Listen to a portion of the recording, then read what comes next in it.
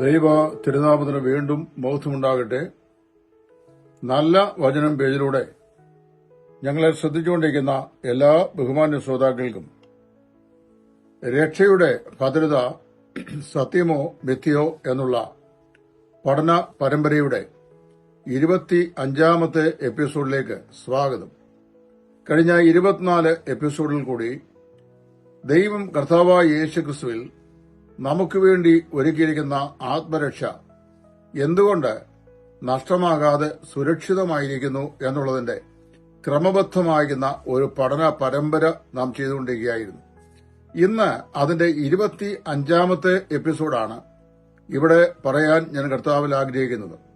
ഈ 25ാം എപ്പിസോഡിൽ രക്ഷിക്കപ്പെട്ട ദൈവമക്കളെ ദത്തുപുത്രന്മാരായി സ്വർഗത്തിൽ ഇരുത്തിയിരിക്കുന്നു എന്ന് ദൈവത്തിന്റെ വചനം പറയുന്നു. അതേ സംബന്ധിച്ചുള്ള വിശദീകരണമാണ് ഇന്നത്തെ എന്റെ ഈ പഠനം. രക്ഷിക്കപ്പെട്ട വിശ്വാസികൾ, അതായത് പാപത്തിന്റെ അതിഭയാനകമായ അടിമത്വത്തിൽ നിന്ന് കർത്താവായ യേശുക്രിസ്തുവിന്റെ കൃപയാൽ വീണ്ടെടുക്കപ്പെട്ട ദൈവ മക്കൾ, അവരെ ദത്ത് പുത്രന്മാരാക്കി ദൈവത്തിന്റെ പരിശുദ്ധാത്മാവ് മാറ്റി എന്ന് തിരുവെഴുത്ത് പറയുന്നു. അതിന് ഗലാത്യ ലേഖനം 4-ാം അധ്യായത്തിന്റെ 5-ാം വാക്യം, ഗലാത്യർ 4:5 അപ്പോസ്തലൻ പറയുകയാണ്, ന്യായപ്രമാണത്തിന് കീഴിലുള്ളവരെ വിലയ്ക്ക് വാങ്ങിയിട്ട് നാം പുത്രത്വം പ്രാപിക്കേണ്ടതിന് തന്നെ. പുത്രനെങ്കിലോ 4-ാം അധ്യായത്തിന്റെ 7-ാം വാക്യം, അങ്ങനെ നീ ഇനിയും ദാസനല്ല, പുത്രനത്രേ, പുത്രനെങ്കിലോ ദൈവഹിതത്താൽ അവകാശിയും ആകുന്നു. ക്രിസ്തുയേശുവിലേക്ക് വളർച്ച പ്രാപിച്ച് നമ്മുടെ പുതിയ പദവി അവകാശപ്പെടുന്ന പ്രവൃത്തിയാണ് ഇവിടെ ദത്തെടുപ്പ് എന്ന് പറയുന്നത്. ഇനി അതെന്താണെന്ന് ഞാൻ ദൈവവചന അടിസ്ഥാനത്തിൽ ഒന്ന് വിശദമാക്കാം. നമ്മൾ വാസ്തവത്തില് ഈ കുഞ്ഞുങ്ങളില്ലാത്ത കുടുംബങ്ങളെ സംബന്ധിച്ച് ധാരാളം കേട്ടിട്ടുണ്ടല്ലോ.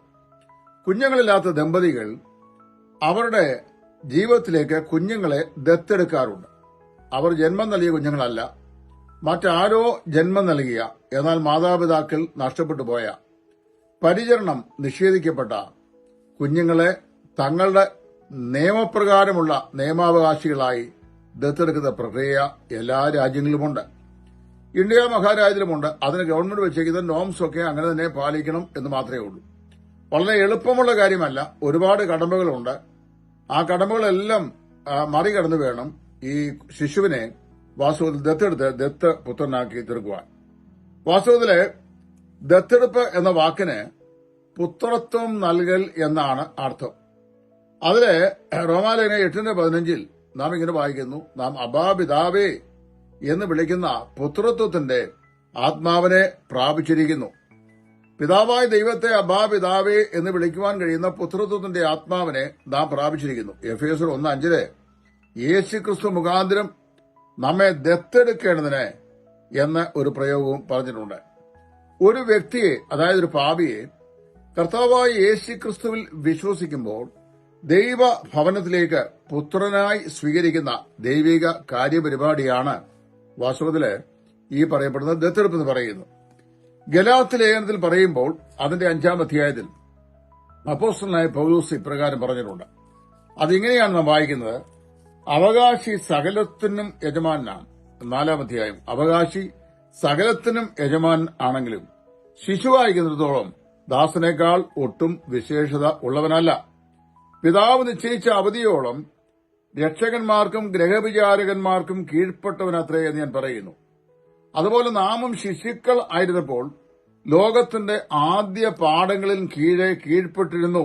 എന്നാൽ കാലസമ്പൂർണത വന്നപ്പോൾ ദൈവം തന്റെ പുത്രനെ സ്ത്രീയിൽ നിന്ന് ജനിച്ചവനായി ന്യായപ്രമാണത്തിന് കീഴ് ജനിച്ചവനായി നിയോഗിച്ചയച്ചത് ന്യായപ്രമാണത്തിന്റെ കീഴ് ഉള്ളവരെ വിലയ്ക്ക് വാങ്ങിയിട്ട് നാം പുത്രത്വം പ്രാപിക്കേണ്ടതിന് തന്നെ. അപ്പൊ വാസ്തവത്തില് നമ്മെ ദൈവം ദത്തുപുത്രന്മാരാക്കി. ഒരിക്കൽ സൃഷ്ടിയിൽ നാം ദൈവത്തിന്റെ മക്കളായിരുന്നു. എന്നാല് പാപം ചെയ്തുകൊണ്ട് പിശാചിന്റെ അടിമത്വത്തിലേക്ക്, പാപത്തിന്റെ അടിമത്വത്തിലേക്ക് നാം വഴുതിപ്പോയി. പിശാചിന്റെ അടിമത്വത്തിലേക്കും പാപത്തിന്റെ അടിമത്വത്തിലേക്കും വഴുതിപ്പോയിരുന്ന നമ്മെ അവിടെ നിന്ന് മറുവില കൊടുത്ത് ദൈവത്തിനായി വിലയ്ക്ക് വാങ്ങിയിട്ട് സ്വർഗീയ കുടുംബത്തിന്റെ പുത്രനാക്കി, അല്ലെങ്കിൽ അവകാശിയാക്കി ദൈവം നമ്മെ മാറ്റുന്ന പ്രക്രിയയാണ് വാസ്തവത്തിൽ ഈ ദത്തെടുപ്പ് എന്ന് പറയുന്നത്. യഹൂദന്മാരുടെ പാരമ്പര്യം അനുസരിച്ച് ഒരു യഹൂദ കുടുംബത്തിൽ അല്ലെങ്കിൽ ഇസ്രായേൽ കുടുംബത്തില് ഒരു ശിശു ജനിച്ചാൽ ആ ശിശു അവിടുത്തെ പിതാവിന്റെ സർവ്വ സ്വത്തുക്കൾക്കും അവകാശിയാണ്. അങ്ങനെയാണെങ്കിലും ആ ശിശു ശൈശവദശയെ മറികടക്കുന്നവരെ, അതായത് പുരുഷത്വത്തിലേക്ക് പ്രാപിക്കുന്നവരെയുള്ള സമയം ആ വീട്ടിലെ സർവ്വത്തിന്റെയും അവകാശിയാണെങ്കിലും ആ സർവ്വത്തിന്റെയും അവകാശി എന്ന് പറയാമെങ്കിലും അത് അനുഭവിക്കുവാൻ അവന് സാധിക്കുന്നില്ല. ആ വീട്ടിലെ ദാസന്മാരെക്കാൾ അധികാര അവകാശങ്ങൾ വിനിയോഗിക്കുക എന്ന പ്രവൃത്തിയിൽ ഇവനൊട്ടും വിശേഷമുള്ളവനല്ല. ഉദാഹരണം പറഞ്ഞു കഴിഞ്ഞാൽ, ഒരു യഹൂദ കുടുംബത്തിൽ ഒരു ആൺ ശിശു ജനിക്കുന്നു. ആൺ ശിശു മൈനോറിറ്റി പ്രായം കഴിഞ്ഞ് മെജോറിറ്റിയിലേക്ക് പ്രവേശിക്കുന്നവരെ ദാസന് ഉള്ള പദവികൾ മാത്രമേ ആ വീട്ടിലെ ഈ മകനുള്ളൂ. എന്നാൽ അപ്പോൾ തന്നെ അവൻ സകലത്തിന്റെ അവകാശിയാണ്. ആ അവകാശം അവൻ അനുഭവിക്കാനായിട്ട് കഴിയണമെങ്കിൽ അവൻ മൈനോറിറ്റി പ്രായം കഴിഞ്ഞ് മെജോറിറ്റി പ്രായത്തിലേക്ക് വരണം എന്നായി പറഞ്ഞതിന്റെ അർത്ഥം. ഒരു പാപി രക്ഷിക്കപ്പെട്ട് ദൈവഭവനത്തിലെ ദൈവത്തിന്റെ മകനായി അല്ലെങ്കിൽ മകളായി അവരെ ജനിക്കുമ്പോൾ എന്താ സംഭവിക്കുന്നത്? അങ്ങനെ ജനിക്കുന്ന സമയത്ത് രക്ഷിക്കപ്പെട്ട ശേഷം അദ്ദേഹം ഒരു മച്യൂരിറ്റിയെ പ്രാപിച്ചിട്ട് എന്നിട്ട് അദ്ദേഹം സ്വർഗീയ ഭവനത്തിന്റെ അവകാശത്തിനെല്ലാം ഉത്തരവാദിയായി തീരുകയല്ല. മറിച്ച് രക്ഷിക്കപ്പെടുന്ന നിമിഷം മുതൽ സ്വർഗത്തിലെ ദൈവത്തിന് സ്വർഗത്തിൽ എന്തെല്ലാമുണ്ടോ, കർത്താവായ യേശുക്രിസ്തുവിന് സ്വർഗത്തിൽ എന്തെല്ലാമുണ്ടോ, അതിന്റെ എല്ലാം അവകാശം സ്വതന്ത്രമായി അനുഭവിക്കാനുള്ള അധികാരം ദൈവം കൈമാറുന്ന സ്വർഗീയ പ്രവൃത്തിയാണ് ദത്തെടുപ്പൽ പ്രക്രിയ എന്ന് പറയുന്നു. അതിനെ ഇംഗ്ലീഷിൽ പറയുന്നു, adoption is an act of God by which God gives his newly born ones an adult stand in the family of God. ദൈവഭവനത്തിൽ അംഗങ്ങളായി ജനിച്ച ആളുകൾക്ക് പ്രായപൂർത്തിയാകുന്ന ഒരു മകന് ഉള്ള എല്ലാ അധികാര അവകാശങ്ങളും കൽപ്പിച്ച് നിയോഗിക്കുന്ന ദൈവികമായ പ്രവൃത്തിയാണ് ദത്തെടുപ്പ് എന്ന് പറയുന്നത്. അതിനെ വാസ്തവം അറിയാമോ? ദൈവത്തോട് നമ്മുടെ ബന്ധത്തെയല്ല, ദൈവം മുമ്പാകെ നമുക്കുള്ള പദവിയാണ് ദത്തെടുപ്പ് എന്ന് പറയുന്ന പദം സൂചിപ്പിക്കുന്നത്. അങ്ങനെ ഒരു പാപി രക്ഷിക്കപ്പെട്ടു കഴിയുമ്പോൾ രക്ഷിക്കപ്പെടുന്ന നിമിഷം മുതൽ സ്വർഗത്തിലെ സ്വത്തുക്കളെല്ലാം അവന്റെ വകയായിത്തീരുന്നു. എഫേസിലെ 1-ാം അധ്യായത്തിന്റെ 4 മുതലുള്ള വാക്യങ്ങൾ വായിക്കുമ്പോൾ സ്വർഗത്തിൽ എന്തെല്ലാം കർത്താവായ യേശുക്രിസ്തു ഉണ്ടോ അതെല്ലാം ഈ വിശ്വാസിയുടെ അവകാശമായി മാറുകയാണ്. രക്ഷിക്കപ്പെട്ട് കഴിഞ്ഞ കുറെ വർഷങ്ങൾ കഴിഞ്ഞിട്ടല്ല സ്വർഗീയ ഭവനത്തിലെ പിതാവിന്റെ അവകാശങ്ങൾ അനുഭവിക്കാനുള്ള യോഗ്യത രക്ഷിക്കപ്പെട്ട വിശ്വാസിക്ക് ലഭിക്കുന്നത്. അവൻ എപ്പോൾ രക്ഷിക്കപ്പെട്ടോ ആ നിമിഷം മുതൽ അവൻ സ്വർഗീയ ഭവനത്തിലെ സകല അധികാര അവകാശങ്ങളും അധികാരത്തോട് വിനിയോഗം ചെയ്യാൻ കഴിയുന്ന ഒരു അവസ്ഥയിലേക്ക് അവൻ മാറ്റപ്പെടുന്നു. അവൻ വീണ്ടും ജനത്താൽ ദൈവ മകനായിത്തീരുന്നു, സ്വർഗീയ ഭവനത്തിന്റെ അംഗമായിത്തീരുന്നു. എന്നാൽ ദത്തെടുപ്പ് പ്രക്രിയയാൽ സ്വർഗത്തിലെ ദൈവത്തിന്റെ മുമ്പാകെ അവന് ഒരു പക്വത പ്രാപിച്ച മച്ചുവേർഡ് ആയിരിക്കുന്ന ആ ഭവനത്തിലെ അംഗത്തിന്റെ പദവി ലഭിക്കുന്നു. രക്ഷിക്കപ്പെടുമ്പോഴാണ് ഇത് ലഭിക്കുന്നത്. അത് കഴിഞ്ഞ് കുറെ കാലം കഴിഞ്ഞല്ല. ഉദാഹരണം പറഞ്ഞു കഴിഞ്ഞാൽ, ഞാൻ എന്റെ 9-ാമത്തെ വയസ്സിലാണ് രക്ഷിക്കപ്പെട്ടത്. 9-ാമത്തെ വയസ്സിൽ ഞാൻ രക്ഷിക്കപ്പെട്ടപ്പോൾ ആ രക്ഷിക്കപ്പെട്ട നിമിഷത്തിൽ തന്നെ എന്തോ സംഭവിച്ചതറിയാമോ? പിതാവായ ദൈവത്തിന് സ്വർഗത്തിൽ എന്തെല്ലാം അധികാരമുണ്ടോ, ഏതെല്ലാം അധികാരം കർത്താവായ യേശുക്രിസ്തുവിന്റെ പിതാവായ ദൈവം കൊടുത്തിട്ടുണ്ടോ, ആ ദൈവഭവനത്തിലെ എല്ലാ അധികാരങ്ങളും അനുഭവിക്കാൻ കഴിയുന്ന സർവ്വ സ്വാതന്ത്ര്യം എനിക്ക് നൽകി എന്നെ സ്വർഗത്തിന്റെ ദത്തുപുത്രനായി സ്വർഗത്തിലെ ദൈവം പ്രഖ്യാപിച്ചു. ലോകസ്ഥാപനത്തിന് മുമ്പേ നടന്നു കഴിഞ്ഞു എന്നാണ് റോമാലേഖനം 9 മുതൽ വായിക്കുന്നത്. കുട്ടികൾ ജനിക്കുകയോ ഗുണമാകട്ടെ ദോഷമാകട്ടെ ഒന്നും പ്രവർത്തിക്കുകയോ ചെയ്യും മുമ്പേ തെരഞ്ഞെടുപ്പിൻ പ്രകാരമുള്ള ദൈവനിർണയപ്രകാരം പ്രവൃത്തികൾ നിമിത്തമല്ല, വിളിച്ചവന്റെ ഇഷ്ടം നിമിത്തം തന്നെ വരേണ്ടതിന് ദൈവത്തിന്റെ കരുണ നിമിത്തം ദൈവത്തിന്റെ കൃപയാൽ അവിടുന്ന് നമ്മുടെ ജീവിതത്തിൽ ചെയ്യുന്ന പ്രവൃത്തിയാണ് ഈ ദത്തെടുപ്പ് എന്ന് പറയുന്നത്. പരിശുദ്ധനായ ദൈവത്തിൽ നിന്ന് അപ്രകാരം ഒരു കൃപാകടാക്ഷം നാം ഒരിക്കലും അറിയിച്ചിരുന്നില്ല എന്ന് പറഞ്ഞാൽ നമുക്ക് സ്വർഗീയ ഭവനത്തിന്റെ യാതൊരു അവകാശ അധികാരങ്ങളും ഉണ്ടായതല്ല. എന്നാൽ പിശാചിന്റെ ആധിപത്യത്തിൽ നിന്ന് ദൈവം നമ്മെ വിടുവിച്ച് നമ്മെ ദൈവമക്കളാക്കി തീർത്ത് പുത്രന്മാരായി അല്ലെങ്കിൽ പുത്രിമാരായി സ്വർഗത്തിൽ ജനിപ്പിച്ചു കഴിഞ്ഞപ്പോൾ അവിടെ തന്നെ എന്ത് ചെയ്യുന്നു? നമുക്ക് ഈ പുത്രത്വ അവകാശം ദൈവം കൽപ്പിച്ചാക്കി. അപ്പൊ നമുക്ക് അന്ന് മുതൽ രക്ഷിക്കപ്പെട്ട ദിവസം മുതൽ നമുക്ക് ഈ പുത്രത്വ അവകാശപ്പെടാനായിട്ട് സാധിക്കും. അതുകൊണ്ട് വിശ്വസിക്കുന്ന നിമിഷം തന്നെ എന്ത് ചെയ്യുന്നു? 1 യോഹന്നാൻ 3:2 വായിക്കുന്നു, പ്രിയമുള്ളവരെ, നാം ഇപ്പോൾ ദൈവത്തിന്റെ മക്കളാകുന്നു. പുത്രത്വം ഇപ്പോൾ ലഭിക്കുന്ന അവകാശമാണ്, നാളെ കിട്ടുന്നതല്ല. അനധിവിദൂര ഭാവിയിൽ കൽപ്പിച്ചാക്കുന്നതുമല്ല. എപ്പോൾ ദൈവഭവനത്തിന്റെ അംഗമായി തീരുന്നു, അപ്പോൾ നമ്മെ ദത്തുപുത്രന്മാരായി സ്വർഗം സ്വീകരിക്കുന്നു. മേലാൽ അവൻ ആരല്ല, അടിമയല്ല, മഹാരാജാവിന്റെ പൈതലാണ്. അവൻ മേലാൽ ഏതെങ്കിലും ഒരു നിയമത്തിന്റെ കീഴിൽ അനുഭവപ്പെട്ടിരിക്കുന്നില്ല. ദാസന്റെ ആ അനുഭവത്തിൽ മാത്രം അവൻ കഴിയുന്നില്ല. അവൻ സ്വതന്ത്രനായി പിതാവിൽ നിന്ന് ജനിച്ച പിതാവിന്റെ മകനായി കാണുന്നു. പുനരുത്ഥാനത്തിൽ അവന്റെ സന്നയിൽ നാം എത്തിച്ചേർന്നതോടെ ഈ പുത്രത്വം അതിന്റെ പരിപൂർണതയെ പ്രാപിക്കും. അന്ന് റോമർ 8:23 നാം വായിക്കുന്ന പോലെ ശരീരത്തിന്റെ വീണ്ടെടുപ്പായ പുത്രത്തിനു വേണ്ടി കാത്തുകൊണ്ട് ഉള്ളിൽ ഞരങ്ങുന്നവരാണ് ഇന്ന് വിശ്വാസികളായ നാം എല്ലാവരും. എന്നാൽ അന്ന് നമ്മൾ എന്ത് ചെയ്യുന്നു? ദൈവത്തിന്റെ രക്ഷയെ സമ്പൂർണമായ നിലയിൽ അനുഭവിക്കുകയും പുത്രത്വത്തിന്റെ സമ്പൂർണത നാം പ്രാപിക്കുകയും ചെയ്യും. എന്താണ് ഈ പുത്രത്വത്തിന്റെ അടയാളം, അല്ലെങ്കിൽ ദത്തെടുപ്പിന്റെ അടയാളം? ദത്തെടുപ്പിന് വല്ല അടയാളമുണ്ടോ എന്ന് ചോദിച്ചാൽ, പരിശുദ്ധാത്മാവിനാൽ ഈ ദത്തെടുക്കപ്പെട്ടവർ നടത്തപ്പെടുന്നു എന്നുള്ളതാണ് അതിന്റെ അടയാളം. റോമാലേഖനം 8:14 ദൈവാത്മാവ് നടത്തുന്ന ഏവരും ദൈവത്തിന്റെ മക്കളാകുന്നു. പുത്രത്വത്തിലേക്കുള്ള വഴിയും പുത്രത്വ തെളിവും പരിശുദ്ധാത്മാവ് നൽകുന്ന നിയോഗം എന്നാണ് നമ്മൾ വായിക്കുന്നത്. അപ്പൊ അവിടെ വായിക്കുമ്പോൾ അങ്ങനെ പുത്രത്വം പ്രാപിച്ചതുകൊണ്ട് നമുക്ക് എന്ത് ചെയ്യാം? പിതാവായ ദൈവത്തെ അബാ പിതാവേ എന്ന് വിളിക്കാനുള്ള സ്വാതന്ത്ര്യം ദൈവം നമുക്ക് നൽകിയിട്ടുണ്ട്. ഗലാത്യർ 4:6 നിങ്ങൾ മക്കളാകൊണ്ട് അബാ പിതാവേ എന്ന് വിളിക്കുന്ന സുപുത്രന്റെ ആത്മാവിനെ ദൈവം നിങ്ങളുടെ ഹൃദയങ്ങളിലേക്ക് അയച്ചു. അപ്പൊ നമുക്ക് ദത്തെടുപ്പ് പൂർത്തീകരിക്കപ്പെട്ട് കഴിഞ്ഞപ്പോൾ, അല്ലെങ്കിൽ രക്ഷിക്കപ്പെട്ട് കഴിഞ്ഞപ്പോൾ, അബ്ബാ പിതാവേ എന്ന് സ്വർഗത്തിലെ ദൈവത്തെ വിളിക്കാൻ കഴിയുന്ന സ്വാതന്ത്ര്യം നമ്മുടെ ഹൃദയങ്ങളിലേക്ക് പകരപ്പെട്ട പരിശുദ്ധാത്മാവിനാൽ നമുക്ക് നൽകിക്കഴിഞ്ഞു. ഇത് വളരെ പ്രത്യേകമായി നമ്മൾ ചിന്തിക്കേണ്ട ഒരു വിഷയമാണ്. ഈ യോഹന്നാന്റെ മർക്കോസ് സുവിശേഷം 14:36 ഗത്സമന തോട്ടത്തിൽ വെച്ച് യേശു അബ്ബാ പിതാവേ എന്ന് വിളിക്കുന്ന പദം നാം വായിക്കുന്നുണ്ട്. വാത്സല്യത്തിന്റെയും അടുത്ത ബന്ധത്തിന്റെയും സൂചനയാണ് ഈ പറയപ്പെട്ട പദപ്രയോഗം എന്ന് പറയുന്നു. ഇപ്പൊ ഈ ദത്തെടുപ്പ് മുഖാന്തരമായി ഒരു വ്യക്തിക്ക് എന്തെല്ലാം അനുഗ്രഹങ്ങളാണ് ലഭിച്ചത് എന്ന് ഞാനത് ഓടിച്ചു പറയാം.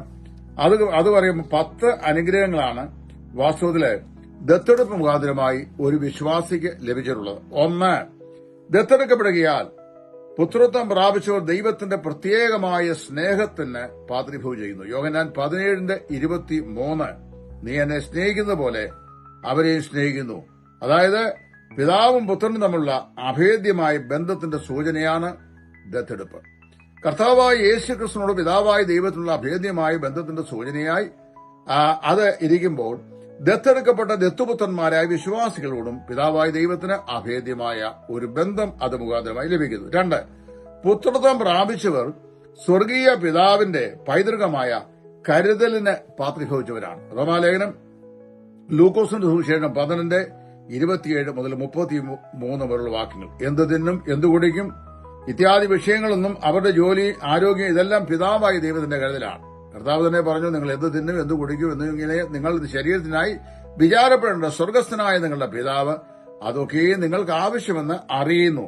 അപ്പം ദൈവത്തിന്റെ പ്രത്യേകമായ കരുതലിലേക്ക് ദത്തുപുത്രന്മാർ കടന്നു വരുന്നു. 3, പുത്രത്വം പ്രാപിച്ചവർക്ക് ഒരു കുടുംബ പേരുണ്ട്. അതായത് കർത്താവിന്റെ ഭവനത്തിൽ ജനിച്ച് ദത്തുപുത്രന്മാരാക്കി തീർക്കപ്പെട്ട വിശുദ്ധന്മാർക്ക് ഒരു കുടുംബ പേരുണ്ട്. എന്താ കുടുംബ പേര്? എഫേസ്യരിൽ വായിക്കുമ്പോൾ സ്വർഗത്തിലും ഭൂമിയിലുമുള്ള സകല കുടുംബത്തിലും പേരെഴുതുവാൻ കാരണമായ പിതാവ്. അപ്പൊ ആ കുടുംബ പേര് 1 യോഹന്നാൻ 3 നാം ഇപ്പോൾ ദൈവ മക്കൾ ആകുന്നു. അതാണ് നമുക്ക് ലഭിക്കപ്പെട്ടിരിക്കുന്ന ആ സ്ഥാന പദവി. നാം സ്വർഗീയ ഭവനത്തിന്റെ അംഗമായി മാറ്റപ്പെട്ടിരിക്കുന്നു. 4, പുത്രത്വം പ്രാപിച്ചവർക്ക് ഒരു കുടുംബ സാദൃശ്യമുണ്ട്. കർത്താവായ യേശുക്രിസ്തുവിൽ പുത്രത്വം പ്രാപിച്ച ദത്താവകാശത്തിന്റെ പുത്രന്മാരായി തീർന്ന് നമുക്കെന്തുകൊണ്ട്? ഒരു കുടുംബ സാദൃശ്യമുണ്ട്. റോമർ 8:29 തന്റെ പുത്രന്റെ സ്വരൂപത്തോട് അനുരൂപരായി നമ്മെ എന്ത് ചെയ്യുന്നു? രൂപാന്തരപ്പെടുവാൻ ദൈവം വിളിച്ചു ചെയ്യുന്നു. അവൻ മുന്നറിഞ്ഞവരെ തന്റെ പുത്രൻ മുഖാന്തരം അനേകം സഹോദരന്മാരിൽ ആദ്യ യാതൊരാകേണ്ടതിന് അവരുടെ സ്വരൂപത്തോട് അനുരൂപരാകുവാൻ മുൻ നിയമിച്ചിരിക്കുന്നു. അപ്പൊ ദൈവത്തിന്റെ സാദൃശ്യം, കുടുംബത്തിന്റെ സാദൃശ്യം ഈ ദത്താവകാശത്തിൽപ്പെട്ടതാണ്. 5, പുത്രത്വം പ്രാപിച്ചവർ കുടുംബ സ്നേഹമുള്ളവരാണ്. പിതാവായ ദൈവത്തിന്റെ ഭവനത്തിൽ ദൈവമക്കളായി തീർന്ന നമുക്ക് എന്തുകൊണ്ട്? ഒരു കുടുംബ സ്നേഹമുണ്ട്. 1 യോഹന്നാൻ 3:14 നാം മരണം വിട്ട് ജീവനിലേക്ക് കടന്നിരിക്കുന്നുവെന്ന് സഹോദരന്മാരെ സ്നേഹിക്കുന്നതിനാൽ നമുക്ക് അറിയാം. 6, അവർക്ക് പുത്രത്വത്തിന്റെ ആത്മാവിനെ ദൈവം നൽകിയിട്ടുണ്ട്. റോമർ 8:15 അബ്ബാ പിതാവേ എന്ന് വിളിക്കുന്ന സ്വപുത്രന്റെ ആത്മാവിനെ ദൈവം അവരുടെ ഹൃദയങ്ങളിൽ നൽകിയിരിക്കുന്നു. 7, അവർക്കൊരു കുടുംബം എന്ന നിലയിൽ ഉള്ള കൂടിവരവുണ്ട്. യോഹന്നാൻ 14:23 ഞങ്ങൾ അവന്റെ അടുക്കൽ വന്ന് വാസം ചെയ്യും എന്ന് കർത്താവ് പറയുന്നു. പിതാവായ ദൈവവും പുത്രനായ ദൈവവും പരിശുദ്ധാത്മാവായ ദൈവവും രക്ഷിക്കപ്പെട്ട വിശ്വാസിയുടെ ജീവിതത്തിൽ വന്ന് വാസം ചെയ്യുന്നതിനെയാണ് സൂചിപ്പിക്കുന്നത്. 8 പിതാവിൽ നിന്നുള്ള ശിക്ഷണം അവർക്കുണ്ട്.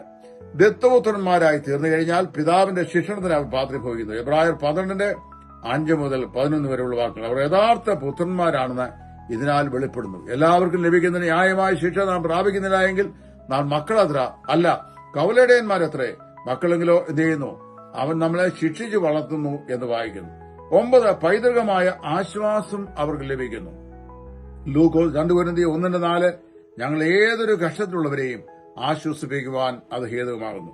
10 അവർ പിതാവിന്റെ അവകാശം പ്രാപിക്കുന്നു. 1 പത്രോസ് 1:4 ക്ഷയമില്ലാത്ത വാട്ടമില്ലാത്ത അവകാശത്തിനായി ദൈവം നമ്മെ വീണ്ടും ജനിപ്പിച്ചിരിക്കുന്നു. അപ്പോൾ വാസ്തവത്തില് പിശാചിന്റെ അടിമത്തത്തിൽ കിടന്നിരുന്ന, ന്യായപ്രമാണത്തിന്റെ അടിമത്തത്തിൽ കിടന്നിരുന്ന, പാപത്തിന്റെ അടിമത്തത്തിൽ കിടന്നിരുന്ന നമ്മെ കർത്താവായ യേശുക്രിസ്തു മുഖാന്തരം ദൈവം രക്ഷിച്ച് ദൈവമക്കളാക്കി സ്വർഗത്തിന്റെ ദത്തുപുത്രന്മാരാക്കി നമ്മെ തീർത്ത് രക്ഷിക്കപ്പെട്ട ദിവസം മുതൽ സ്വർഗത്തിലെ സകല അവകാശങ്ങൾ അനുഭവിക്കുവാൻ ഭാഗ്യമുള്ളവരാക്കി ദൈവം നമ്മെ തീർത്തിരിക്കുന്നു. ഇപ്പൊ സ്വർഗത്തിലെ രാജകീയ കുടുംബത്തിന്റെ അംഗങ്ങൾ അവരുടെ മഹത്വത്തിനൊത്തവണ്ണം പെരുമാറുവാൻ പഠിക്കേണ്ടത് വളരെ ആവശ്യമാണ്. നമ്മുടെ സ്ഥാനമാനങ്ങൾ കാത്തു സൂക്ഷിച്ചുകൊണ്ട് യോഗ്യമായ നിലയിൽ ഓരോ ദത്തുപുത്രന്മാരും നടക്കേണ്ടതാകുന്നു. യോഹന്നാൻ 13:14 കർത്താവും ഗുരുവുമായി ഞാൻ നിങ്ങളുടെ കാൽ കഴിയെങ്കിൽ നിങ്ങളും എന്ത് ചെയ്യുമെൻ തമ്മിൽ തമ്മിൽ കഴുകേണ്ടതാകുന്നു.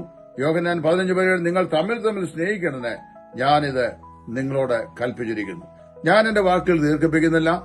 ഈ പഠന പരമ്പരയിലെ, അതായത് രക്ഷയുടെ ഭദ്രത സത്യമോ മിഥ്യയോ എന്ന പഠന പരമ്പരയിലെ 25ാമത്തെ ഈ എപ്പിസോഡുകൂടി ഈ ഭാഗം നിർത്തുകയും ഇനിയും തുടർന്നുള്ള ആഴ്ചകളിൽ രക്ഷാനഷ്ട പ്രമേയങ്ങൾ ഉൽപ്പത്തി മുതൽ വെളിപ്പാടിലുള്ള പുസ്തകങ്ങളിൽ പറയപ്പെട്ടിരിക്കുന്ന വേദഭാഗത്ത് നിന്ന് ചൂണ്ടിക്കാണിക്കുവാൻ ആഗ്രഹിക്കുകയും ചെയ്യുകയാണ്. എന്നാൽ ഇവിടെ മനസ്സിലാക്കുക, ദത്തെടുക്കുക. നാം സ്വർഗത്തിൽ ദത്തുപുത്രന്മാരായി ദൈവസനിലായിരിക്കുന്നു.